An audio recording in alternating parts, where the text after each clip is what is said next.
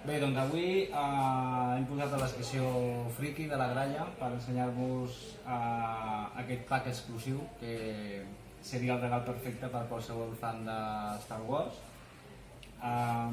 Com veureu, està format per 4 figures, més l'Spider Bite. Ja dic, és original i exclusiu de la Comic Con de San Diego, això vol dir que només ho han fet per aquella edició i els que sobren són els que volten pel món i una han vingut a caure aquí a la nostra llibreria. També ve acompanyat d'un altre, que és el Wampa, que van fer també una edició especial per commemorar els 90 anys de l'episodi 5, que és el bitxarraco que ataca Luke Skywalker al principi de la pel·lícula, el planeta Hoth.